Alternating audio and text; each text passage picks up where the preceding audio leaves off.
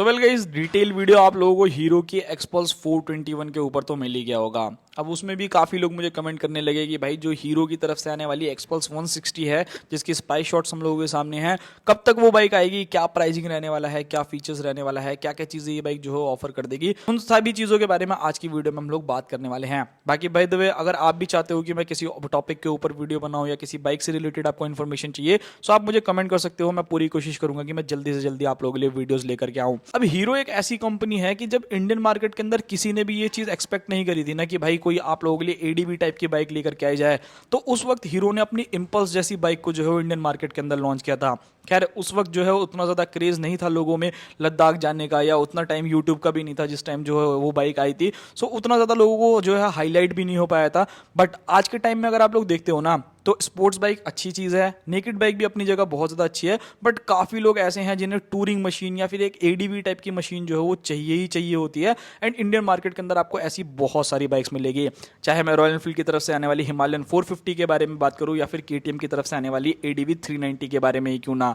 But in bikes के साथ एक प्रॉब्लम बहुत ज़्यादा बड़ी है कि इनकी जो प्राइसिंग है वो काफ़ी ज़्यादा हाई है, जो कि हर कोई अफोर्ड ऑब्वियसली नहीं कर सकता। सो भाई वहाँ पर हीरो ने एक ऐसा काम किया था कि उन्होंने 200 सीसी के अंदर अपनी एक्सपल्स को लॉन्च किया था। एंड उस वो बाइक जो है वो काफ़ी हिट रही थी, काफ़ी लोगों को पसंद आई थी, बिकॉज ऑब्वियसली काफ़ी लोगों के बजट के अंदर वो बाइक आ रही थी, जिसकी वजह से उस बाइक को लेना जो है वो लोग काफ़ी पसंद कर रहे थे। उसके बाद कुछ थोड़ी बहुत दिक्कतें जो है उस बाइक के अंदर आई, जिसकी वजह से कंपनी ने जो है वो पूरा एक न्यू इंजन के साथ एक्सपल्स 210 को जो है इंडियन मार्केट के अंदर लॉन्च कर दिया। एंड लिटरली उस बाइक को तो काफ़ी लोग जो है बहुत ज़्यादा पसंद करते हैं। इवन अभी भी अगर आप देखते हो तो एक्सपल्स 210 तो आपकी ऑलरेडी इंडियन मार्केट के अंदर आती है, बट जो आपकी एक्सपल्स 200 है ना, वो भी कंपनी ने डिसकंटिन्यू नहीं करी, यानी वो भी आप लोगों के लिए अवेलेबल है। दोनों में से अगर आपको जो सी बाइक ज़्यादा समझ में आती है आप उस बाइक की तरफ जा सकते हो। बट पिछले कुछ टाइम पहले जो है हीरो की तरफ से एक्सपल्स जो है वो टेस्टिंग के दौरान देखी गई थी। अब भाई जब 200 ऑलरेडी आती है तो उसकी टेस्टिंग करना तो बनता नहीं है। सो यहाँ पर हीरो ने भाई कुछ और ही लेवल का दिमाग लगाया है। एंड मुझे लगता है कि ये चीज़ जो है वो काफ़ी ज़्यादा अच्छी भी हो सकती है एंड काफ़ी लोगों को पसंद भी आ सकती है, एंड हो सकता है कि ना भी पसंद आए। बट मेरा मानना यह है कि इंडियन मार्केट जो मार्केट है ना भाई, बाइकिंग के मामले में कुछ अलग ही लेवल है। मतलब यहाँ पर लोगों को 160 सीसी की बाइक्स भी जो है काफ़ी ज़्यादा ज़बरदस्त मिलती है। सो यहाँ पर हीरो ने भाई अपना एक दिमाग लगाया है कि वो क्यों ना अपनी एक्सपल्स 160 लेकर के आए। अब अगर आप एक ऐसे बंदे हो जिसको भाई बाइक ऐसी ही चाहिए कि मेरे को बिल्कुल स्टार्टिंग रेंज के अंदर बाइक चाहिए, 1,20,000 1,30,000 रुपये के अंदर एक एडीवी टाइप की बाइक चाहिए, जिससे जो है मैं स्टार्टिंग कर सकूँ, थोड़ा समझ सकूँ, एंड फिर उसके बाद जो है अपग्रेड कर सकूँ। सो हीरो की तरफ से आने वाली एक्सपल्स 160 जो है काफ़ी अच्छा ऑप्शन रहने वाली है। इस बाइक की ऑलरेडी इमेजेस जो है वो लीक हो गई हैं। सो सबसे पहले भाई लीक इमेजेस के बारे में बात करते हैं कि यहाँ पर हमें क्या क्या चीज़ें देखने को मिलती है। सो सबसे पहली चीज़ लुक्स एंड डिज़ाइन, अगर आप लोग यहाँ पर देखोगे तो बिल्कुल ही सिमिलर रहने वाला है। यहाँ पर लुक्स एंड डिज़ाइन में आपको कोई भी चेंजेस जो है वो नहीं देखने को मिल रहा। आरजे नंबर से जो है ये बाइक टेम्परेरी जो है वो रजिस्टर्ड है। एंड इसके ऊपर अगर आप लोग देखोगे तो यहाँ पर आप लोगों को फ्रंट के अंदर जो है वो राउंड हेडलाइट्स देखने को मिलती है। एंड ऑल एलईडी सेटअप जो है वो भी आप लोगों को इस बाइक के अंदर देखने को मिलता है। लाइक यहाँ पर अगर आप देखोगे तो फ्रंट के अंदर आप लोगों को हेडलाइट जो है वो एलईडी मिल रही है। इंडिकेटर्स अगर आप चेकआउट करोगे तो वो भी यहाँ पर जल रहा है। एंड उसी के साथ यहाँ पर एक चीज़ नोटिस कर पा रहे होगे, सो इस बाइक में ना वाइजर नहीं है भाई। अब वो क्यों हटा रखा है कंपनी ने भाई, मैं उसको कह नहीं सकता। हो सकता है क्या पता बेस मॉडल है, इस वजह से ऐसा जो है यहाँ पर आपको चीज़ें देखने को मिल रही हो। तो वो एक चीज़ जो है यहाँ पर रहने वाली है। सेकंड चीज़ यहाँ पर अगर मैं बात करता हूँ तो इस बाइक के अंदर आपको टेलीस्कोपिक सस्पेंशन, एंड यहाँ पर एक चीज़ नोटिस कर पाओगे तो आपको क्लियर जो है वो देखने को पड़ रहा होगा कि इस बाइक के अगर आप डिस्क ब्रेक को कंपेयर करोगे ना अपनी 200 से, सो उसके अंदर आपको पैटर्न डिस्क ब्रेक्स देखने को मिला करती थी, बट इसके अंदर आपको सिंपल वाली जो है वो ब्रेक्स देखने को मिल रही है। तो वो एक चीज़ जो है यहाँ पर रहने वाली है। तो ये काफ़ी ज़्यादा बेस्ट रहेगी, मतलब ठीक ठाक ब्रेकिंग जो है वो आप लोगों को ऑफर करेगी, जहाँ पर मुझे नहीं लगता कि आपको कोई भी दिक्कत या परेशानी जो है वो होने वाली है। एंड उसी के साथ यहाँ पर अगर मैं बैक साइड के बारे में बात करता हूँ, सो रियर से भी ये बाइक जो है वो बिल्कुल ही सेम टू सेम वैसी ही देखने को लगने वाली है जैसे ये बाइक पहले आप लोगों को आया करती थी। बट मेरे को एक चीज़ यहाँ पर नोटिस करने को लग रही है, अब वो चीज़ आप मुझे कमेंट बॉक्स में बताना कि आप लोगों को ऐसा लग रहा है या फिर नहीं लग रहा। रियर वाली अगर आप टेल लाइट देखोगे ना, तो ये ना कुछ एक्सट्रीम टाइप की जो है टेल लाइट ले देने की कोशिश की गई है। मतलब जैसा आपको 125 के अंदर देखने को मिलता है ना, कुछ उस टाइप की जो है टेल लाइट की डिजाइनिंग की गई है। सो हो सकता है कि जो बैक वाला पोर्शन है वो रीडिजाइन जो है इस बाइक के अंदर किया हो। बाकी तो भाई आने वाले टाइम में ही जो है हम लोगों को बाकी डिटेल जो है वो पता चल पाएंगे।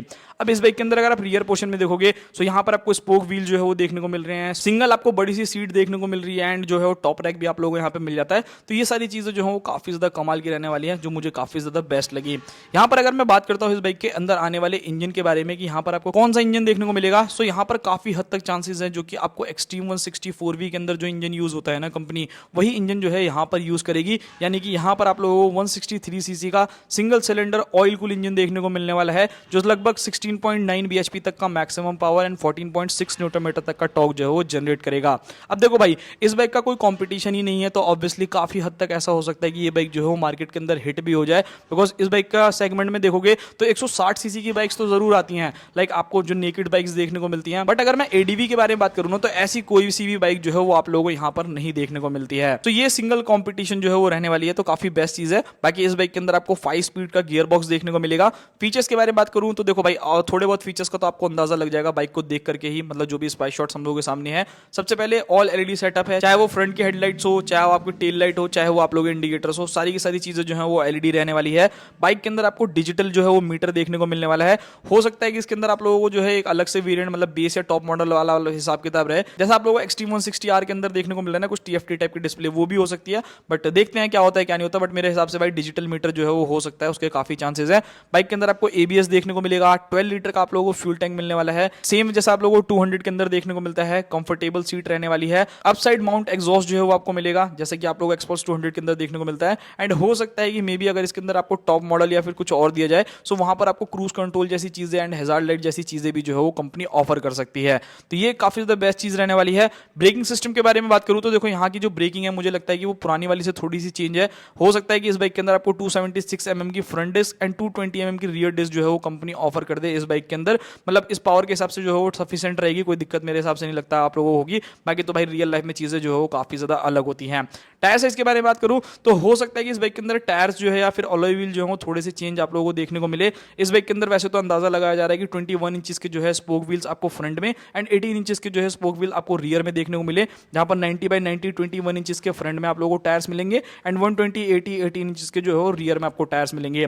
सस्पेंशन आपके सामने बिल्कुल क्लियर है भाई। फ्रंट के अंदर आप लोगों को जो है वो टेलीस्कोपिक सस्पेंशन देखने को मिल रहे हैं एंड रियर में अगर आप लोग जाओगे तो वहां पर आपको मोनोशॉक एब्जॉर्बर्स जो है वो कंपनी ऑफर करने वाली है। तो यहां पर कोई भी चेंजेस नहीं रहने वाला।